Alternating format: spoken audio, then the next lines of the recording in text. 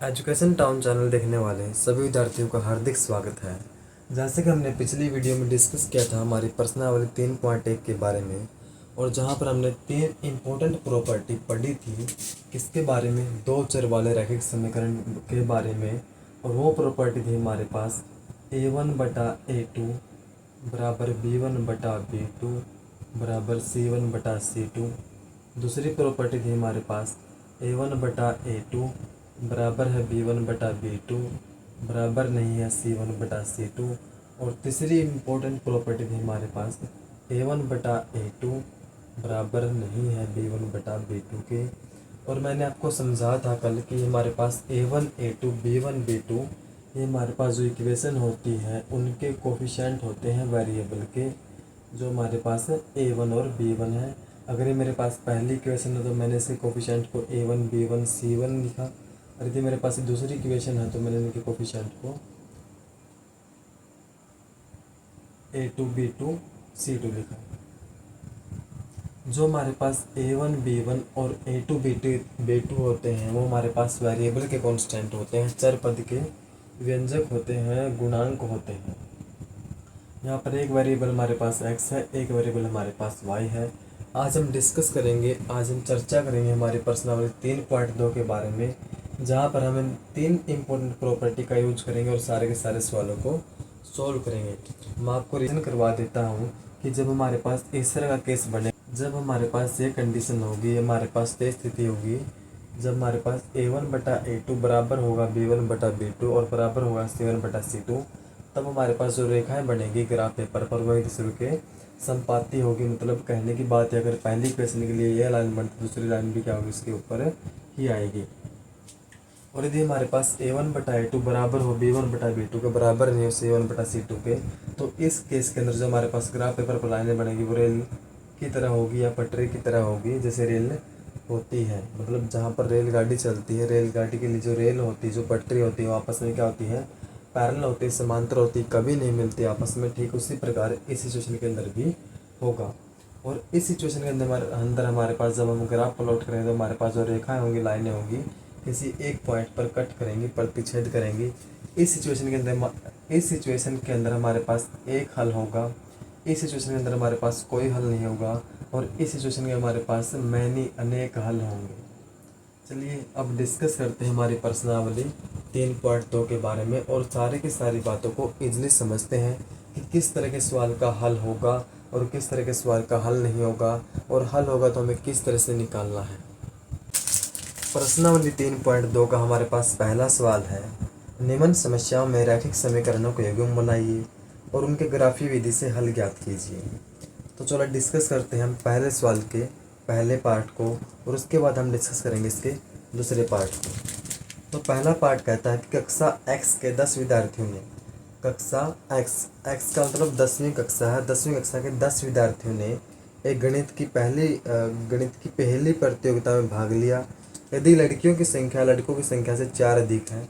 यहाँ पर हमारे पास 2 करैक्टर है, एक है लड़के और एक है लड़कियाँ। तो मैं पहले सवाल का जब आंसर करूँगा तो मैं मान के चलता हूँ, लेट या माना लड़कों की संख्या, मान लेता हूँ मैं लड़कों की संख्या जो मेरे पास है वो x है, और जो लड़कियाँ हैं मेरे पास उनकी संख्या मैंने मान लिया कि जो लड़कियाँ हैं वो मेरे पास क्या है, y है, किसके अंदर, संख्या के अंदर। अब मैं क्वेश्चन को दोबारा से पढ़ूंगा और इक्वेशन बनाऊंगा, समीकरण बनाऊंगा। पहली बात तो ये है कि कक्षा 10वीं, और ये लड़के और लड़कियाँ कौन सी क्लास के, 10वीं क्लास के हैं। इन 10 विद्यार्थियों ने गणित की पहली प्रतियोगिता में भाग लिया। अब टोटल जो हमारे पास विद्यार्थी थे कितने थे, 10 थे।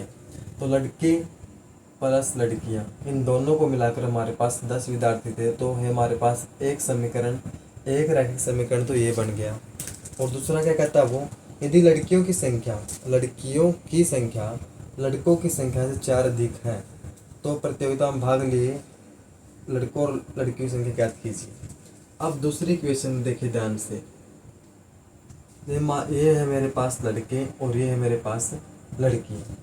अब वो कहता है क्या कि यदि लड़कियों की संख्या, ये लड़कियां जो मेरे पास y है संख्या के अंदर, इनकी संख्या इन लड़कों की संख्या से 4 अधिक है, इन लड़कों की संख्या से 4 अधिक है, तो एक तो काम मैं ये कर सकता हूँ कि लड़कों की संख्या के अंदर मैं 4 जोड़ दूँ ताकि लड़कों की संख्या और लड़कियों की संख्या बराबर हो जाए।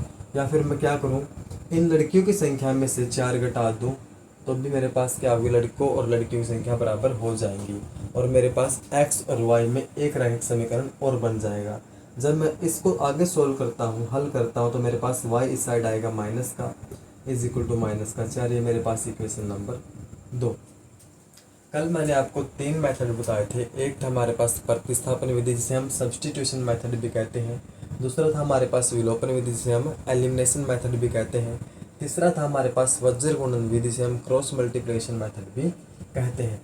मैंने आपको एलिमिनेशन मेथड प्रेफर किया था। उसके लिए हमें वेरिएबल को बराबर करना होता है या हमें कई बार तो वेरिएबल बराबर मिल ही जाते हैं। इस इक्वेशन के अंदर देखिए, मैं यहाँ पर लिख देता हूँ इसको x minus y is equal to minus का 4।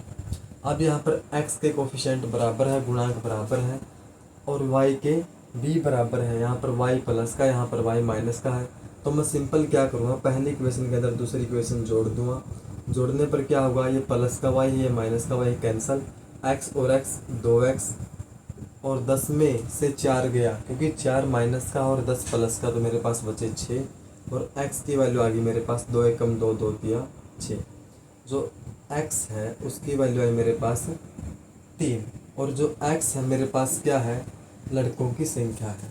अब सवाल के शुरुआत में एक लाइन दी गई थी कि लड़कों की संख्या प्लस लड़कियों की संख्या जो मैंने y मानी थी, दोनों मिला कितने जने हैं, 10 जने हैं। तो यहाँ से मैंने पाया कि जब y की वैल्यू मैं निकालता हूँ तो ये 3 इस साइड प्लस का, उस साइड गया तो माइनस का। तो 10 में से जब 3 जाएगा तो मेरे पास कितना बचेगा, 7 बचेगा।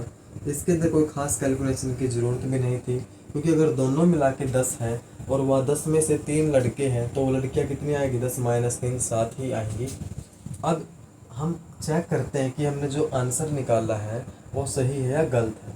तो आप यहाँ पर रख के देखिए, लड़कों की संख्या 3 और लड़कियों की संख्या 7, आंसर सही है।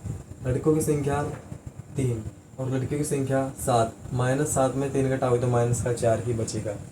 अब हमारे पास सवाल के अंदर पूछा क्या गया, हमसे आंसर नहीं पूछा उसने कहा है कि इसको बीजगणितीय रूप में अंदर दिखाना है। तो हमारे पास पहली इक्वेशन बनी x प्लस वाई बराबर 10 और दूसरी इक्वेशन बनी मेरे पास x माइनस का y is equal to minus का 4। तो इस सवाल का जो पहला आंसर है मेरे पास वो आ गया। और दूसरा इसने पूछा कि इसको ग्राफी विधि से हल करना है। मैंने इसको हल कर दिया बीजगणितीय विधि से ही, एलिमिनेशन मेथड का यूज़ करके, लेकिन आपको ग्राफ का यूज़ करना, ग्राफ पेपर का यूज़ करना है। और मैंने कल सिखाया था कि किस तरह से हम किसी भी इक्वेशन के पॉइंट बनाते हैं, किसी भी रेक्ट समीकरण के पॉइंट बनाते हैं एक्स और वाई के। चलो हम पहली इक्वेशन के लिए बात करते हैं। यहाँ पर तो मैंने यहाँ पर लिखा x, यहाँ पर लिखा y। मैंने कहा था कि आप एक बार x की वैल्यू 0 पुट कर दो। जब x की वैल्यू 0 पुट करी तो मेरे पास y की वैल्यू आई 10। और मैंने दूसरी बार कहा था कि जब y की वैल्यू 0 पुट कर दो, y की वैल्यू पुट करने पर मेरे पास x की वैल्यू आई 10। तो मेरे पास जो पॉइंट बने वो बने 0,10 और दूसरा बना मेरे पास 10,0 पहली इक्वेशन के लिए। तो मेरे पास ये पॉइंट बने, ग्राफ पेपर पर दिखाऊंगा मैं। ये मेरे पास है पहली इक्वेशन के लिए। अब मैं बात करता हूँ दूसरी इक्वेशन के लिए। तो यहाँ पर बनाओ ऐसा ही ब्लॉक, ये मेरे पास x है, ये मेरे पास y है। दूसरी इक्वेशन के अंदर जब आप x की वैल्यू 0 रखोगे तो यहाँ पर मेरे पास बचेगा माइनस का y बराबर माइनस का 4, और माइनस से माइनस कैंसिल, तो y की वैल्यू है मेरे पास 4। और जब आप y की वैल्यू 0 रखोगे तो मेरे पास x की वैल्यू है माइनस का 4, और यहाँ से मेरे पास पॉइंट आए 0,4। और पहले लिखेंगे हम x का और बाद में लिखेंगे y का। वहाँ पर x का सबसे पहले क्या है माइनस का 4 और y का हमारे पास 0। तो इन चारों पॉइंटों को मैं ग्राफ पेपर पर दिखाऊंगा, और ग्राफ पेपर दिखाने के बाद मुझे कैसे पता चलेगा कि इसका एक हल होगा, कोई हल नहीं होगा, या फिर अनेक हल होंगे। इसके लिए मुझे क्या करना पड़ेगा, उन प्रॉपर्टी को कंपेयर करना पड़ेगा जो मेरे पास A1 A2 B1 B2 C1 C2 है। इनको मुझे कंपेयर करके देखना पड़ेगा कि मेरे पास कौन सी प्रॉपर्टी बनेगी। अगर मैं यहाँ पर देखूँ तो मेरे पास x का गुणांक जो है 1 है, A1 यहाँ पर भी 1 है, B1 की वैल्यू यहाँ पर +1 और यहाँ पर B1 की वैल्यू माइनस का 1 है। तो शुरुआत वाले दो ही बराबर नहीं है, तो इसका मतलब जो रेखाएं बनेगी इनकी वो एक पॉइंट पर क्या करेंगी, कट करेंगी, प्रतिच्छेद करेंगे और इस सवाल का केवल एक हल होगा, एक यूनिक सॉल्यूशन होगा। आई होप आपको पहला पार्ट समझ में आया होगा। मैंने आपको एक होमवर्क के रूप में काम दिया है, जो कि आपका क्या है, ग्राफ बनाना है। ग्राफ बनाने के लिए आपको पॉइंट मैंने दे दिए है। आप इन पॉइंटों का यूज ग्राफ बनाइए और अपने आंसर की पुष्टि कीजिए कि जो हमारे पास लड़कों की संख्या वो हमारे पास 3 आती है और लड़कियों की संख्या जो हमारे पास है वो 7 आती है। अब हम डिस्कस करते हैं इसी प्रश्नावली के पहले सवाल का दूसरा पार्ट। दूसरा सवाल है मेरे पास, 5 पेंसिल तथा 7 कलमों का कुल मूल्य। अब यहाँ पर हमारे पास 2 चीज़ें हैं, तो हम जो हमारे पास चीज़ें दी गई हैं उनको मान के चलते हैं, और दोनों क्या है, एक दूसरे से अलग अलग है। एक तो हमारे पास पेंसिल है और दूसरी हमारे पास क्या है, कलम है। अब पेंसिल या कलम की संख्या दी गई है या उनको लेके आए तब हमारे पास कितने रुपए खर्च हुए या वो दिए गए हैं। चलो आगे पढ़ते हैं। 5 पेंसिल और 7 कलमों का कुल मूल्य ₹50 है। कि सवाल कह रहा है कि कोई व्यक्ति है, कोई बंदा है, वो क्या लेके आया, 5 पेंसिल और 7 कलम लेके आया और दुकानदार को कितने रुपए दे के आया, 50 रुपये दे के आया। तो जब भी हमारे पास ऐसा कोई सवाल आता है तो मैं एक पेंसिल या एक कलम का मूल्य मानकर चलता हूँ। तो माना एक पेंसिल और माना एक पेन जो कलम है उसका मूल्य, एक पेंसिल का मूल्य मैंने मान लिया x रुपये मेरे पास था और एक कलम का मूल्य मैंने मान लिया y रुपये मेरे पास था। अब मैं अगर बात करूँ सवाल के अकॉर्डिंग, क्वेश्चन के अकॉर्डिंग, प्रश्न के अनुसार, तो मेरे पास क्या आया, वो 5 पेंसिल लेके आया। अब एक पेंसिल आती है x रुपये की, तो 5 पेंसिल आएगी ज़्यादा रुपए की, और ज़्यादा के लिए हम करेंगे मल्टीप्लाई, तो 5 गुना x प्लस। अब एक कलम आती है y रुपये की और वो कलम कितने लेके आया, 7 कलम लेके आया, तो ज़्यादा रुपए की आएगी 7 कलम, तो ज़्यादा के लिए हम करेंगे मल्टीप्लाई। और पेंसिल और कलम, 5 पेंसिल और 7 कलम दोनों को मिलाकर वो रुपए दे के आया 50। तो हमारे पास पहली इक्वेशन तो बन गई है। अब हम क्वेश्चन को आगे पढ़ेंगे और अपनी दूसरी इक्वेशन को भी बनाने की पूरी कोशिश करेंगे। जबकि 7 पेंसिल और 5 कलम, 7 पेंसिल और 5 कलम का मूल्य ₹46 है, 46 है। अब एक पेंसिल आती है x रुपये की, 7 आएगी ज़्यादा रुपए की, तो ज़्यादा के लिए गुणा प्लस। 5 पेंसिल, एक पेंसिल आती है y रुपये की और 5 पेंसिल आई 5y रुपये की, और इनको मिला के वो टोटल कितने रुपए दे गया, 46 रुपये दे के आया, 46 रुपये दे के आया। अब यहाँ पर हम चेक करते हैं सबसे पहले कि हमारे पास इस सवाल का सॉल्यूशन होगा या नहीं होगा, या होगा तो किस प्रकार का होगा। तो सबसे पहले मैंने पहली इक्वेशन के लिए a1 की जो वैल्यू है वो है मेरे पास 5, और a2 की जो वैल्यू है दूसरी इक्वेशन के अंदर वो है मेरे पास 7, b1 की वैल्यू है मेरे पास प्लस का 7, और b2 की वैल्यू है मेरे पास 5। c1 और c2 की यदि वैल्यू आपको कंपेयर करनी है तो आप सबसे पहले वैल्यू को इस साइड लेके आइए, वैल्यू को इस साइड लेके आइए। जब मैं वैल्यू को इस साइड लेके आऊँगा मेरे पास बन जाएगा -50, यहाँ पर बन जाएगा मेरे पास -46। तो मैं यहाँ पर लिखूँ -50 और -46।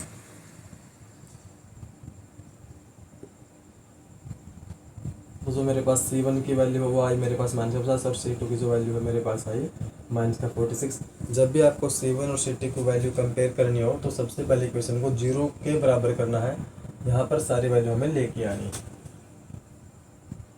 अब हम कंपेयर करते हैं, a1 क्या है हमारे पास 5, a2 है 7, b1 है 7 और b2 है 5। अब मेरे पास पहले वाला जो फैक्टर है 5/7, क्या वो बराबर है 7/5 के? नहीं, वो बराबर नहीं है। इसका मतलब है जो ग्राफ बनेगा इन लाइनों का वो हमारे पास क्या करेगा, किसी एक पॉइंट पर जाके कट करेगा, प्रतिच्छेद करेगा। अगर वो प्रतिच्छेद करेगा तो हमारे पास जो हल होगा वो हमारे पास कैसा होगा, यूनिक होगा, केवल एक हल होगा। आप ग्राफ पेपर से भी सवाल कर सकते हैं, या मैंने आपको एक मेथड प्रेफर किया था, कौन सा मेथड, एलिमिनेशन मेथड, उस मेथड से भी आप इस सवाल को कर सकते हैं। चलिए आइए एलिमिनेशन मेथड से इस सवाल को करने की पूरी कोशिश करते हैं। एलिमिनेशन मेथड विलोपन विधि के अंदर हम क्या करते हैं, या तो x वाले को बराबर करते हैं। अब यहाँ पर x की जो टर्म है वो हमारे पास 5x है और यहाँ पर 7x है। यहाँ हम क्या करते हैं, y वाले को बराबर करने की कोशिश करते हैं। अब अगर आप ध्यान से देखो, अगर मैं इस 5 की यहाँ पर मल्टीप्लाई कर दूँ और इस 7 की यहाँ पर मल्टीप्लाई कर दूँ तो इससे क्या होगा, 7 पंजे 35 और 5 सत्ते 35, ये भी 35, ये भी 35, तो 35 बराबर हो गया। अब ये भी प्लस का, ये भी प्लस का, तो बराबर होने के बाद मुझे क्या करना पड़ेगा, पहली इक्वेशन से दूसरी इक्वेशन को घटाना पड़ेगा। तो मैं क्या कहूँगा, पहली इक्वेशन को 7 से गुणा करो, उसके बाद क्या करना है, दूसरी इक्वेशन को 5 से गुणा करो और उसके बाद इसके अंदर से ये घटा दो। तो करो गुणा पहली इक्वेशन को 7 से, तो पहली इक्वेशन है मेरे पास 5x, मल्टीप्लाई सबकी होगी 7 पंजे 35x प्लस 7 सत्ते 49y बराबर 7 पंजे 35। अब यहाँ पर करो मल्टीप्लाई 5 सत्ते 35x प्लस 5 पंजे 25y बराबर 5 के 30 के 0 हासिल के 3, 5 के 20 और 3 23। अब क्या करना है, घटाना है, माइनस माइनस माइनस, घटाने पर निशान चेंज होते हैं। अब ये प्लस के 35x, ये माइनस के, तो ये कैंसिल। अब घटाओ यहाँ पर, ये प्लस के 49 है, माइनस के 25 है, तो प्लस के ही बचेंगे। 9 में से 5 गया 4, 4 में से 2 गया 2, y इज इक्वल टू 0 में से गई 0, 5 में से 3 गया 2, 3 में से 2 गया 1, 24 एकम 24, 24 पंजा 120 और y की वैल्यू आ गई मेरे पास 5। y की वैल्यू कितनी आ गई मेरे पास 5। जो y जो था मेरे पास वो क्या था, एक कलम का मूल्य था। अब इस y की जो वैल्यू है मेरे पास, आप इक्वेशन 1 के अंदर रखो या 2 के अंदर रखो, उससे हमारे पास क्या आएगी, पेंसिल के मूल्य की बात आगे आएगी। चलो y की वैल्यू रखते हैं। अब इनको भूल जाओ, अब 7 और 5 को हमने केवल किया था वेरिएबल बराबर करने के लिए, एक वेरिएबल के अंदर इक्वेशन को लेके आने के लिए, क्योंकि एक वेरिएबल को, एक चर पद को हल करने के लिए हमें एक ही समीकरण की ज़रूरत होती है। अब आप यहाँ पर रखिए इसके अंदर, तो ये है मेरे पास 5x प्लस 7y, y की वैल्यू है मेरे पास 5 और बराबर है 50। तो 5x प्लस में यहाँ पर मल्टीप्लाई करो तो मेरे पास बना 35, 7 पंजे 35 बराबर है 50। अब 5x 50, अब वो 35 जो है 35 जो उस साइड गया तो माइनस का हो गया और मेरे पास बचा 5x बराबर 15 और 5 एकम 5, 5 दिया 15, तो x की वैल्यू जो मेरे पास है वो है मेरे पास 3। तो इसका मतलब जो एक पेंसिल है वो कितने रुपए की आती है, 3 रुपए की आती है। और जो एक कलम है वो मेरे पास कितने रुपए की आती है, 5 रुपए की आती है। इस हिसाब से मैं फुला के देखता हूँ, तो एक पेंसिल आती है 3 रुपए की, तो 5 आई 15 रुपए की। एक कलम आती है 5 रुपए की, तो 7 आई 35 रुपए की। जोड़ो 35 और 5 40 और 10 50। हाँ, हमारा आंसर बिल्कुल सही है। लेकिन यदि आपको ग्राफ पेपर पर दिखाना हो तो आप क्या करेंगे, यदि आपको ग्राफ पर करके दिखाना तो आप क्या करेंगे, दोनों इक्वेशन को पकड़ेंगे, दोनों इक्वेशन को पकड़ेंगे आप। तो सबसे पहले हम इसके लिए जिक्र कर लेते हैं, x y। सबसे पहले आप रखें x की वैल्यू 0। जब मैंने x की वैल्यू 0 रखी तो मेरे पास ये पूरा का पूरा 0 हो गया और y की वैल्यू मेरे पास क्या होगी, 50/7 अप्रोक्सीमेट 7.1। जब मैंने y की वैल्यू 0 रखी तो मेरे पास जो x की वैल्यू होगी वो मेरे पास होगी 10। तो मेरे पास पहली इक्वेशन के लिए जो पॉइंट बने वो मेरे बने, पहले x के लिए लिखेंगे फिर y का लिखेंगे। तो पहला बना ये और दूसरा बना मेरे पास 10,0। ठीक इसी प्रकार हम बात करेंगे दूसरी इक्वेशन के लिए। ये था मेरे पास पहली इक्वेशन के लिए। अब हम बात करते हैं दूसरी इक्वेशन के लिए, x y। तो आप रखो x की वैल्यू, आप सबसे पहले 0 रखो। x की वैल्यू मैंने 0 रखी तो x से गुणा में 7 है तो ये पूरा का पूरा 0 हो गया। अब मेरे पास बचा 5y बराबर 46, तो 46 बटे मैं करूँगा 5, तो 46/5 मेरे पास क्या हुई, y की वैल्यू हुई है लगभग 9.2। अब रखो y की वैल्यू को 0। जब मैंने y की वैल्यू को 0 रखा तो मेरे पास आया 7x बराबर 46 और x की वैल्यू आई मेरे पास 46/7। आप पॉइंट के अंदर निकाल सकते हैं। यहाँ पर मेरे पास पॉइंट बने 0,46/5। मैं सबसे पहले लिखूँगा x की वैल्यू, उसके बाद लिखूँगा y की वैल्यू, और यहाँ पर लिखूँगा सबसे पहले x की वैल्यू 46/7, फिर लिखूँगा y की वैल्यू। इन 4 पॉइंटों को आप नंबर लाइन पर दिखाएंगे, ग्राफ पेपर पर दिखाएंगे और उसके बाद आपको ग्राफ क्या करेगा, एक पॉइंट पर कट करता हुआ, प्रतिच्छेद करता हुआ दिखाई देगा।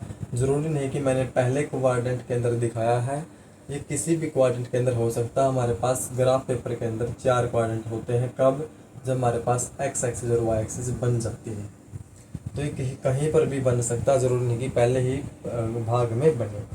आशा है कि आपको ये सवाल समझ में आया होगा। अब हम बढ़ते हैं अपने दूसरे सवाल की तरफ। इस सवाल का आंसर है एक पेंसिल का मूल्य 3 रुपये और एक कलम का मूल्य 5 रुपये। दूसरा सवाल है हमारे पास, अनुपातों A1/A2, B1/B2 और C1/C2 की तुलना कर ज्ञात कीजिए कि निम्न समीकरण युग्म द्वारा निरूपित रेखाएं बिंदु पर प्रतिच्छेद करती हैं, समांतर है अथवा समपाती है। तो इसी के अंदर दूसरा सवाल का हमारे पास पहला पार्ट है 5x माइनस का 4y प्लस 8 बराबर 0। आप एक खास बात ध्यान रखना कि जो हमारे पास हम कंपेयर करते हैं A1/A2 बराबर या नहीं है B1/B2, C1/C2, तो हम सारी की सारी जो वैल्यूज है उसको एक साइड लेके आते हैं, 0 को बराबर रखते हैं। और इसी के अंदर दूसरी इक्वेशन है मेरे पास 7x प्लस का 6y माइनस का 9। तो ये मेरे पास पहली इक्वेशन है, ये मेरे पास दूसरी इक्वेशन है। तो पहली इक्वेशन के अंदर जो मेरे पास A1 की वैल्यू है मेरे पास 5, B1 की वैल्यू है मेरे पास माइनस का 4 और C1 की वैल्यू है मेरे पास प्लस का 8। A2 की वैल्यू है मेरे पास 7, B2 की वैल्यू है मेरे पास 6 और C2 की वैल्यू है मेरे पास माइनस का 9। अब कंपेयर करते हैं A1/A2। तो A1 की वैल्यू 5, A2 की वैल्यू 7। कंपेयर करना हमें किससे, B1/B2 से। B1 की वैल्यू माइनस का 4 और B2 की वैल्यू 6। ये तो कट भी रहा है, 2 दूनी 4, 2 तिया 6, मतलब यहाँ मेरे पास माइनस का 2/3। क्या ये दोनों बराबर हैं? नहीं, ये दोनों बराबर नहीं। अगर ये दोनों बराबर ही नहीं होंगे तो मैं तीसरे का तो जिक्र ही नहीं करूँगा। तो अब मेरे पास क्या आया, ये मेरे पास कंडीशन बनी A1/A2 बराबर नहीं है B1/B2। अगर ये बराबर नहीं होगा तो इसका मतलब जो रेखाएं होगी वो एक बिंदु पर प्रतिच्छेद करेंगी, और जो मेरे पास क्या होगा, जो हल होगा इसका वो यूनिक सॉल्यूशन होगा, अद्वितीय हल होगा।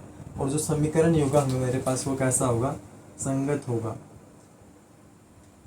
जो समीकरण होगा हमारे पास संगत कब कब होता है, जब मेरे पास है तो पहले वाले दो ही बराबर ना हो या फिर मेरे पास सारे के सारे बराबर हो, तब मेरे पास क्या होगा, समीकरण युग्म संगत होगा। यदि मेरे पास क्या हो, A1/A2 बराबर हो B1/B2 और बराबर ना हो C1/C2, तब मेरे पास क्या होगा, असंगत होगा।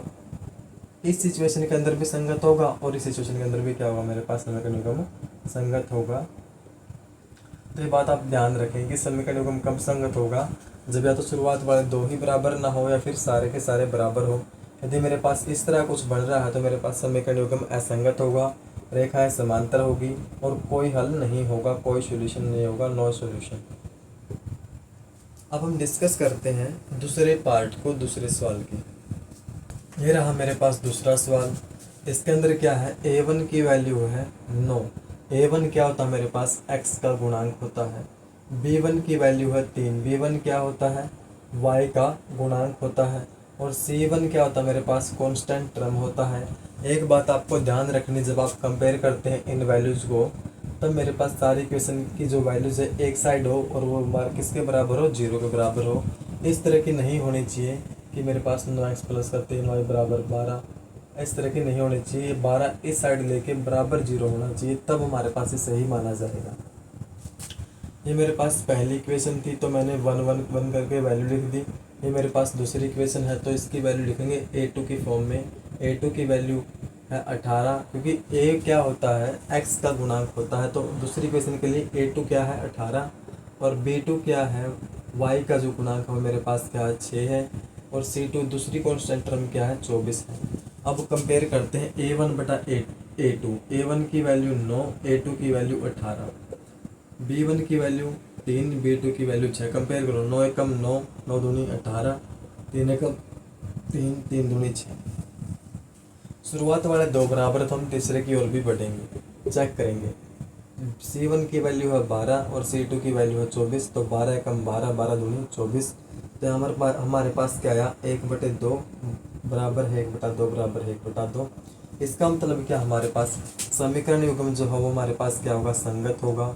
जो रेखा है वो हमारे पास क्या होगी, समपाती होगी।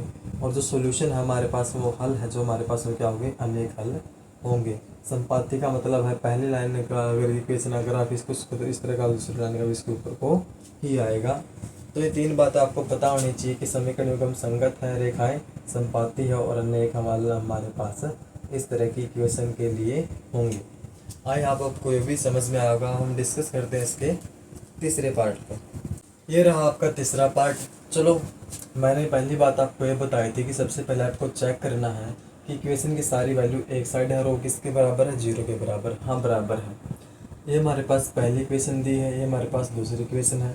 तो लिखो a1 x का गुणांक क्या है हमारे पास 6, b1 की वैल्यू है मेरे पास -3 और c1 जो कांस्टेंट टर्म है वो मेरे पास है 10।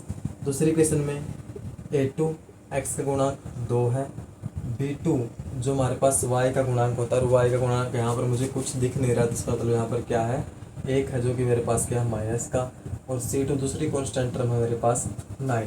अब कंपेयर करते हैं a1 बटा a2। a1 की वैल्यू 6 है, a2 की वैल्यू 2 है, b1 की वैल्यू -3 है और b2 की वैल्यू -1 है। 2 दिए 6, माइनस से माइनस कैंसिल, तो यहाँ मेरे पास 3 और ये भी है 3। अगर 2 बराबर है शुरुआत वाले तो मैं तीसरे की ओर बढ़ा और मैं चेक करता हूँ। c1 की वैल्यू है 10 और c2 की वैल्यू है 9। शुरुआत वाले तो मेरे पास क्या है, बराबर है, लेकिन जो लास्ट वाला है c1 बटा c2 मेरे पास वो बराबर नहीं है।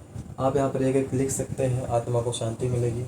तो मेरे पास एक केस बना a1 बटा a2 बराबर है b1 बटा b2, बराबर नहीं है c1 बटा c2। तो इस प्रॉपर्टी के अंदर हमारे पास क्या होगा, समीकरण युग्म असंगत होगा, रेखाएं क्या होगी, समांतर होंगी। जैसे हमारे पास ट्रेन की रेल होती है और पटरी होती है, रेल पटरी को ही कहते हैं, इसलिए ट्रेन की जो रेल होती है वो आपस में कभी नहीं मिलती।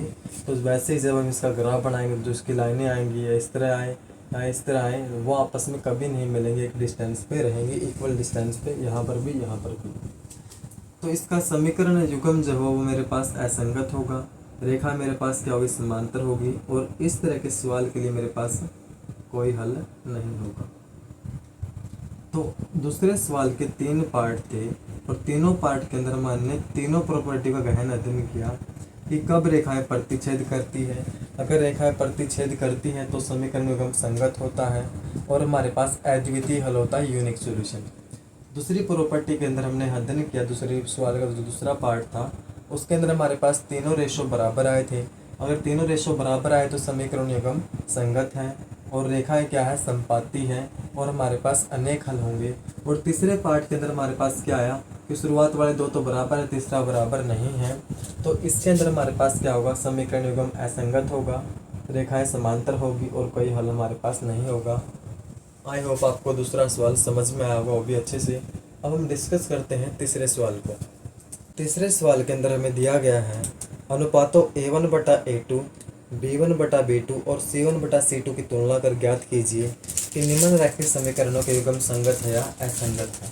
तो हमारे पास रैखिक समीकरण जो होंगे उनके युग्म संगत तभी होंगे जब हमारे पास क्या हो, या तो शुरुआत वाले दो ही बराबर ना हो, या फिर हमारे पास क्या हो, तीनों के तीनों क्या हो, बराबर हो, a1 बटा a2 बराबर हो b1 बटा b2 और बराबर हो c1 बटा c2। अगर हमारे पास ये दो प्रॉपर्टी फॉलो होती है तब हम बोलेंगे कि जो हमारे पास समीकरण युग्म है वो क्या है, संगत है, उसका कम से कम एक हल तो होगा। इसका मतलब ये है, मैं 3 पार्ट आपको कराऊंगा और 2 पार्ट आप होमवर्क के रूप में खुद करके देखेंगे। तो जब हम सबसे पहले पार्ट की ओर बढ़ते हैं तो मैंने आपको बताया, जब हम कंपेयर करते हैं a1 a2 b1 b2 c1 c2 तो ये वैल्यू इस साइड होनी चाहिए। तो इस हिसाब से मेरे पास बना 3x प्लस का 2y, इस साइड आया तो माइनस का 5 इज इक्वल टू 0। ये मेरे पास है पहला समीकरण। इसी तरह से इसको लिखो 2x माइनस का 3y, 7 वहाँ पर प्लस का, इस साइड आया तो माइनस का 7 is equal to 0 case number 2। अब कंपेयर करो पहले और दूसरे को। तो a1 की वैल्यू x का गुणांक क्या है, 3, इसके अंदर a2 x का गुणांक क्या है, 2। पहली इक्वेशन के अंदर 1 1 वाले, दूसरी इक्वेशन के अंदर 2 2 वाले। अब पहली इक्वेशन के अंदर क्या होगा, y का गुणांक होगा b1 और दूसरी इक्वेशन के अंदर y का गुणांक क्या होगा, b2। अब पहले इनको कंपेयर करते हैं। यहाँ पर है 3 बटा 2 और यहाँ पर है 2 बटे माइनस के 3। क्या ये बराबर है, नहीं, ये बराबर नहीं है। अगर ये बराबर नहीं होंगे तो रेखाएं क्या करेंगी, एक पॉइंट पर प्रतिच्छेद करेंगी, समीकरण युग्म संगत होगा और अद्वितीय हल होगा, यूनिक सॉल्यूशन इस सवाल का हमारे पास होगा। आशा करता हूँ कि आपको ये तीनों बातें समझ में आई होगी। अब हम डिस्कस करते हैं अपने दूसरे पार्ट को। तो यहाँ पर भी ऐसे ही है। तब सबसे पहले इसको क्या करो, 8 को इस साइड लेके आओ, -8 बराबर 0, इक्वेशन नंबर 1। 4x माइनस का 6y, 9 को साइड लेके आ तो माइनस का 9 बराबर 0, इक्वेशन नंबर 2। अब कंपेयर करो a1 x का गुणांक 2 पहली इक्वेशन के अंदर, अब दूसरी इक्वेशन के अंदर a2 x का गुणांक, b1 माइनस का 3 और b2 माइनस का 6। पहले इनको कंपेयर करो, 2 एकम 2, 2 दूनी 4, माइनस से माइनस कैंसिल, 3 एकम 3, 3 दूनी 6, ये भी 1/2, ये भी 1/2। अब मैं तीसरे की ओर बढ़ूँगा। तीसरे के अंदर यहाँ पर वैल्यू है माइनस का 8 और यहाँ पर वैल्यू माइनस का 9, माइनस से माइनस कैंसिल, और यहाँ पर मुझे देखने को मिला कि 1/2 बराबर है 1/2, लेकिन बराबर नहीं 8/9। इसका मतलब हमारे पास क्या होगी, रेखाएं क्या होगी, समांतर होंगी, एक दूसरे को कभी नहीं काटेंगी, इक्वल डिस्टेंस पे होंगी फ्रॉम ईच अदर, एक दूसरे से। और समीकरण युग्म क्या होगा, मेरे पास असंगत होगा, और इस तरह के जो समीकरण बनते हैं उनका हमारे पास कोई हल नहीं होगा। क्या होगा, कोई हल नहीं होगा।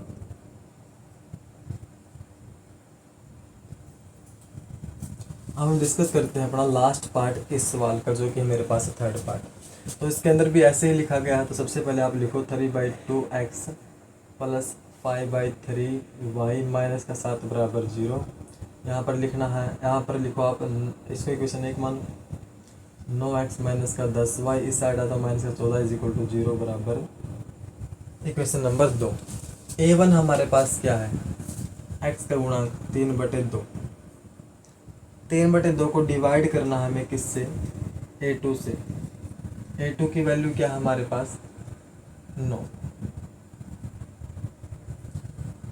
हमें चेक करना है बराबर है नहीं है या बराबर है b1/b2 के। b1 की वैल्यू क्या है, b1 होता है y का गुणांक, कोफिशिएंट, और b2 की वैल्यू है माइनस का 10। सबसे पहले इनको चेक करेंगे। अब यहाँ पर कुछ नहीं तो यहाँ पर 1 है, यहाँ पर कुछ नहीं तो यहाँ पर 1 है, 3/2। अब ये पलटेगी तो ये 1 गया ऊपर, 1/9। अब ये भी पलटेगी, 5/3 इंटू में 1/-10। तो 3 एकम 3, 3 तिया 9, ये आई मेरे पास 1/3 दूनी 6, और ये आई मेरे पास 5 एकम 5, 5 दूनी 10, 1/-6। क्या है, दोनों बराबर हैं। यहाँ पर 1/6 प्लस की वैल्यू, यहाँ पर माइनस की वैल्यू थे, दोनों बराबर नहीं है। इसका मतलब जो रेखाएं हम एक पॉइंट पर कट करेंगी, प्रतिच्छेद करेंगी, अगर वो प्रतिच्छेद करेंगे तो मेरे पास क्या होगा, समीकरण युग्म संगत होगा, और मेरे पास क्या होगा, इसका यूनिक सॉल्यूशन होगा, अद्वितीय हल मेरे पास होगा इस इक्वेशन के सेट का। आशा करता हूँ कि आपको तीनों पार्ट समझ में आए होंगे। बाकी के 2 पार्ट के अंदर भी हमें वैल्यू को इस साइड लेके आने की ज़रूरत है। उसके बाद आप कंपेयर करो, a1/a2 बराबर नहीं है या बराबर है b1/b2 और c1/c2 के रेशो को। उनसे आपको इजीली पता चल जाएगा कि रेखाएं प्रतिच्छेद करेंगी, समांतर होंगी या फिर समपाती होंगी। आई होप आपको तीसरा सवाल भी समझ आया होगा। और चौथे सवाल के अंदर हमें क्या दिया गया है कि यदि समीकरण युग्म संगत है, तो इसके अंदर हमने पता लगा लिया कि हम तीनों प्रॉपर्टी का कैसे यूज करके पता कर सकते हैं, रेखाएं प्रतिच्छेद करेंगी, रेखाएं समपाती होंगी या रेखाएं समांतर होगी। पहला काम तो हम ये कर सकते हैं कि हम ग्राफ पेपर के अंदर रेखाएं की स्थिति बता सकते हैं। दूसरा काम हम ये कर सकते हैं, हम बता सकते हैं कि समीकरण युग्म संगत होगा या असंगत होगा। समीकरण के संगत होने के लिए हमारे पास क्या होना चाहिए, a1/a2 बराबर नहीं होना चाहिए b1/b2 के, या फिर होना चाहिए हमारे पास तीनों के तीनों रेशो बराबर, a1/a2 बराबर हो b1/b2 बराबर हो c1/c2। अगर ये 2 कंडीशन है तो समीकरण युग्म संगत होगा, अदरवाइज नहीं होगा। और तीसरा हमारे पास हल वाला, भाई इस सिचुएशन के अंदर हमारे पास क्या होगा, यूनिक सॉल्यूशन होगा, इसके अंदर हमारे पास माइनस सॉल्यूशन होंगे, अनेक हल होंगे। लेकिन जो हमारे पास सिचुएशन होती है a1/a2 बराबर हो b1/b2 और बराबर नहीं हो c1/c2, तो इसके अंदर हमारे पास क्या होगा, समीकरण युग्म असंगत होगा और हमारे पास कोई हल नहीं होगा। अब फोर्थ सवाल के अंदर हमसे पूछा है कि यदि समीकरण युग्म संगत है तो आप ग्राफ पर दिखाइए। ग्राफ पेपर पर मैंने आपको वैल्यू लेनी सिखा दी है, आप ग्राफ पेपर आपके पास है तो बहुत अच्छी बात है। यदि आप अरेंज कर सके तो ये उससे भी अच्छी बात है। ग्राफ पेपर लेके आइए, वैल्यू जो मैंने बनानी सिखाई है उनसे बनाइए और ग्राफ पेपर बनाइए और हल कीजिए सवालों को। ये हमारे पास 4 क्वाड्रेंट होते हैं ग्राफ पेपर के अंदर, 1 2 3 4। ये हमारे पास एक्स एक्सिस, ये हमारे पास माइनस एक्स एक्सिस, ये हमारे पास प्लस वाई एक्सिस, ये हमारे पास माइनस वाई एक्सिस, ये होता है हमारे पास ओरिजिन। अब हम डिस्कस करते हैं 5वें सवाल को।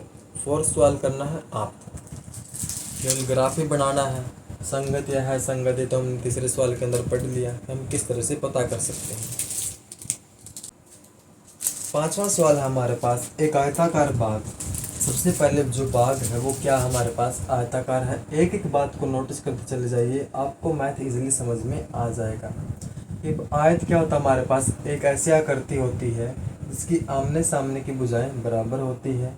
ये बराबर होगी इसकी, मतलब आपको इस तरह से दिखा देता हूँ, ये बराबर होगी इसके और ये बराबर होगी इसके। तो आयत हमारे पास एक ऐसी आकृति होती है जिसके आमने सामने की भुजाएं बराबर होती है और प्रत्येक कोण क्या होता है 90 डिग्री का होता है, 90 डिग्री का होता है।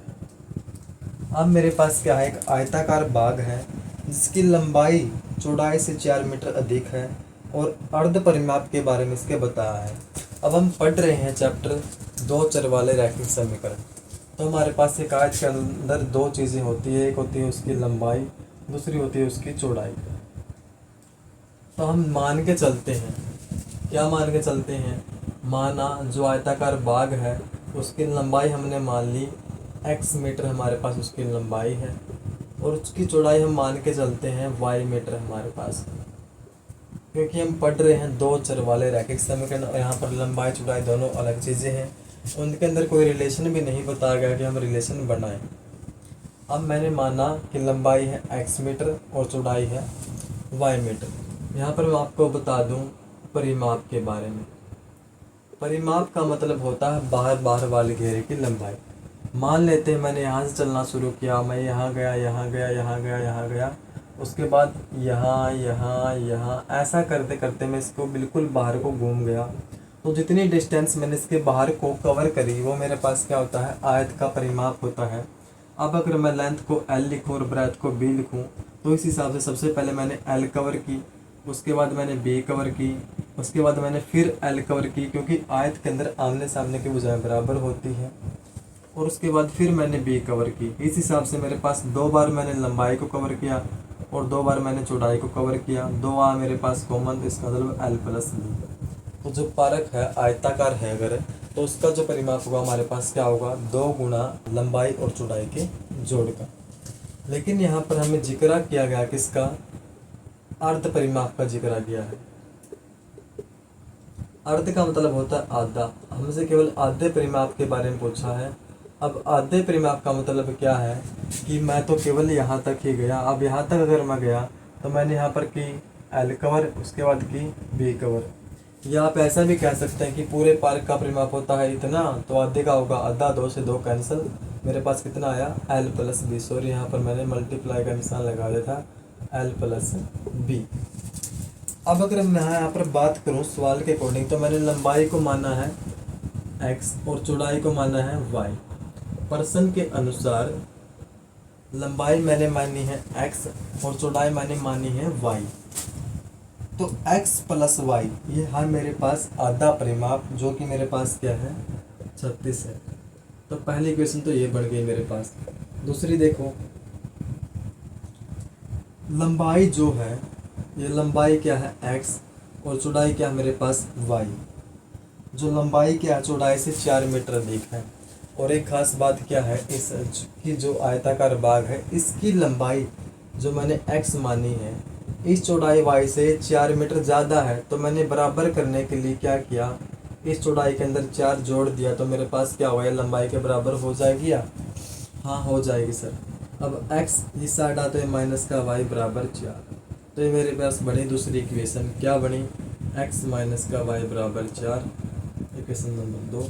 या मैं ये कह सकता हूँ कि जो लंबाई है और चौड़ाई है उनका जो गैप वो कितना है, 4 का है, क्योंकि जो लंबाई है वो इससे 4 ही मीटर ज़्यादा है। अब मेरे पास एलिमिनेशन मेथड विलोपन विधि में लगाऊंगा और मैंने कहा था कि हमें चेक करना है कि वेरिएबल बराबर है या नहीं है।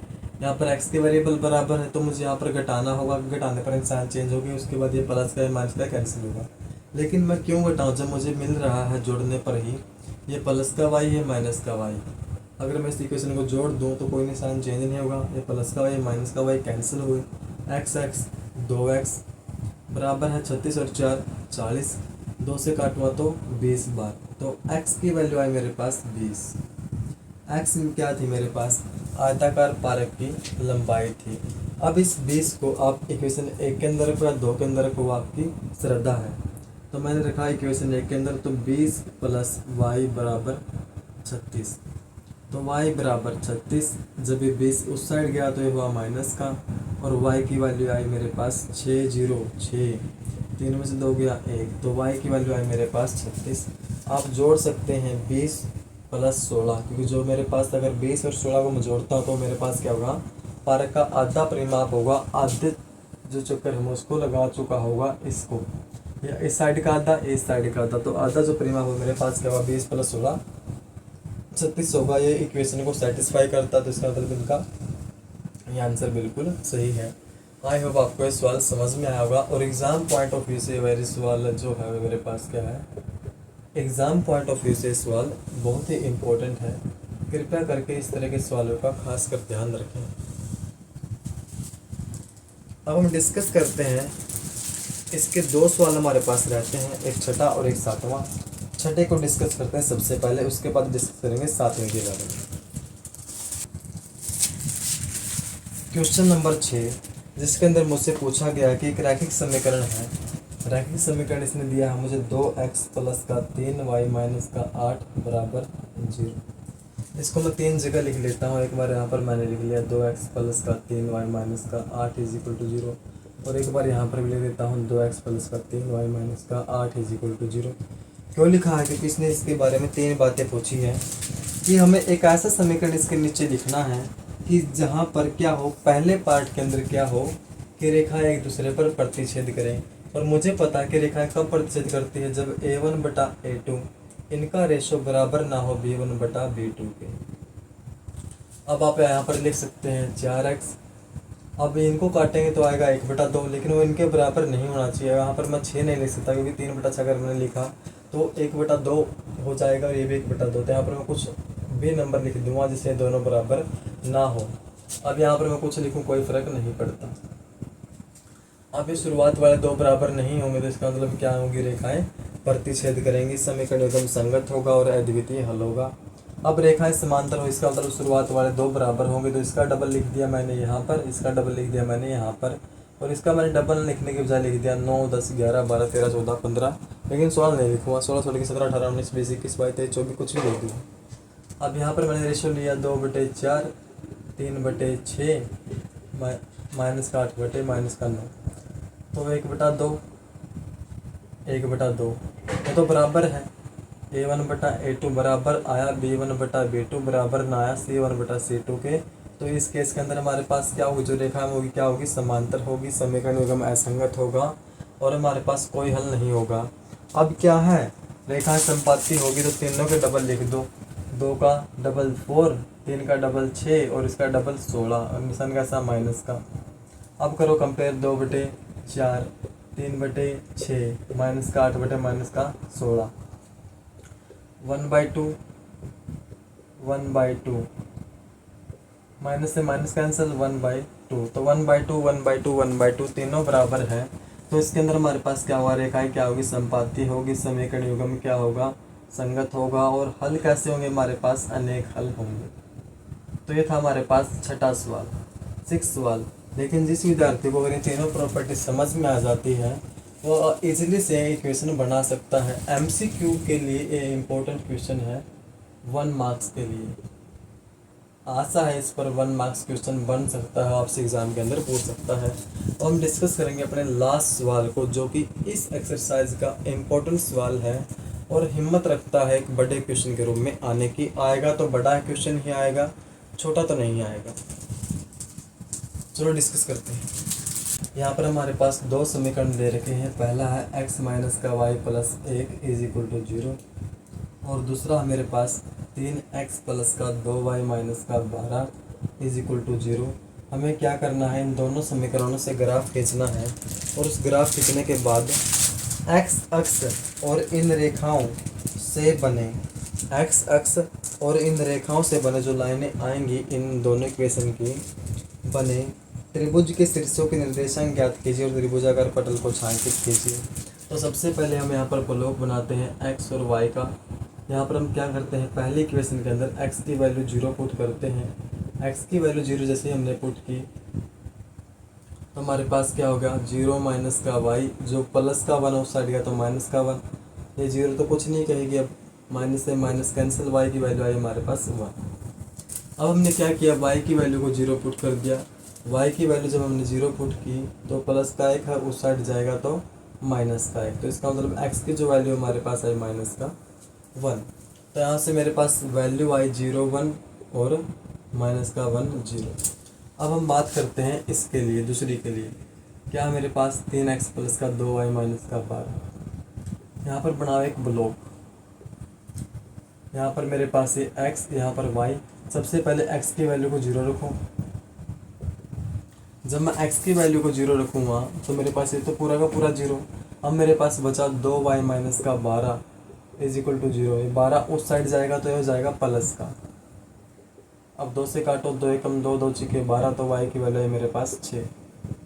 अब रखो y की वैल्यू 0, y की वैल्यू 0 रखी मैंने, तो अब आ मेरे पास 3x, ये 2y वाला तो पूरा पोर्शन 0, माइनस का 12 बराबर 0, 12 उस साइड जाएगा तो प्लस का 12, और इस हिसाब से मेरे पास आया 3 एकम 3, 3 चौके 12, x की वैल्यू आई 4। यहाँ पर मेरे पास पॉइंट बने 0,6 और 4,0। अब आप देखो मैक्सिमम पॉइंट हमारे पास जो प्लस की वैल्यू है, ये मेरे पास शुरुआत वाली जो होती है x की वैल्यू होती है, y की वैल्यू होती है, ये x की वैल्यू है, ये y की वैल्यू है। तो x की जो मैक्सिमम वैल्यू है मेरे पास वो प्लस के 4 है। x axis minus x axis, y axis और माइनस का y एक्सिस। तो y एक्सिस पे जो वैल्यू मेरे पास 6 है, 1 2 3 4 5 6, ये लिख दिया मैंने 6 5 4 3 2 1, ये ओरिजिन है 0। अब x एक्सिस पे वैल्यू जो मैक्सिमम मेरे पास क्या है, 4 तक, 1 2 3 4, 1 2 3 4। अब माइनस x एक्सिस पे देखो तो मेरे पास मैक्सिमम जो मिनिमम वैल्यू मेरे पास क्या है वो माइनस का 1 है, ये रहा। यहाँ पर माइनस का 2 आएगा, यहाँ पर माइनस का 3 आएगा, चलता रहेगा ऐसे ऐसे। अब यहाँ पर मैं दिखा देता हूँ, माइनस का 1 माइनस का 2 माइनस का 3, ये y एक्सिस के ऊपर है। अब पहला पॉइंट क्या मेरे पास, x का 0 और y का 1, तो x का 0 होगा और y का 1, यहाँ पर लिख दिया मैंने 0 और 1। दूसरा होगा मेरे पास माइनस का 1 और 0, x का क्या है माइनस का 1, ये रहा मेरे पास x का माइनस का 1। पहले लिखूँगा मैं x कोऑर्डिनेट, उसके बाद लिखूँगा y कोऑर्डिनेट। अब यहाँ पर लाइन जाएगी सीधी ऐसी ही, ऐसे इन दोनों पॉइंटों को छू कर निकलेगी। और ये लाइन कौन सी इक्वेशन की है, पहली इक्वेशन की, x माइनस का y प्लस का 1 इज इक्वल टू 0, ये पहली इक्वेशन की लाइन है मेरे पास।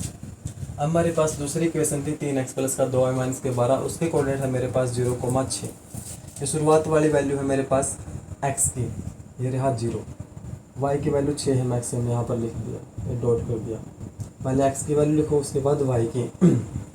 अब मेरे पास x की मैक्सिमम वैल्यू है 4, ये रहा, और y की वैल्यू भी क्या होगी, यहाँ पर ही 0 होगी, ये रहा x की वैल्यू 4, ये रहा y की वैल्यू 0। अब इन दोनों पॉइंटों को हमें फ्री हैंड से मिलाना है। ये मिला दिया हमने, और ये लाइन कौन सी है हमारे पास, ये लाइन हमारे पास 3x प्लस का 2y माइनस का 12 बराबर 0, इक्वेशन 2 की लाइन हमारे पास है। पॉइंट 2 हमने यहाँ पर दिखा दिए। अब हमें क्या करना है, x अक्ष, तो ये हमारे पास x एक्सिस और इन रेखाओं से बने। अब रेखा तो यहाँ पर कट कर रही है, वैसे हम चेक भी कर सकते थे, कैसे, a1 की वैल्यू क्या है 1, a2 की वैल्यू 3, b1 की वैल्यू है -1, b2 की वैल्यू है 2। अब शुरुआत वाले दो ही बराबर नहीं है, तो रेखा क्या करेगी, एक पॉइंट पर कट करेंगे, समीकरण युग्म संगत होगा और एक यूनिक सॉल्यूशन होगा। तो जैसे आप देख रहे हैं, मैं कह रहा हूँ कि आप इजीली ग्राफ बना सकते हैं। रेखा एक पॉइंट पर कट कर रही है, हाँ कट कर रही है सर। अब हमें x अक्ष के साथ, ये हमारा पास x एक्सिस है, और इन रेखाओं से बने ये त्रिभुज, ये हमारे पास देखो ये त्रिभुज बन रहा है, ये बन रहा त्रिभुज, इसको क्या करना है, छांकित करना है।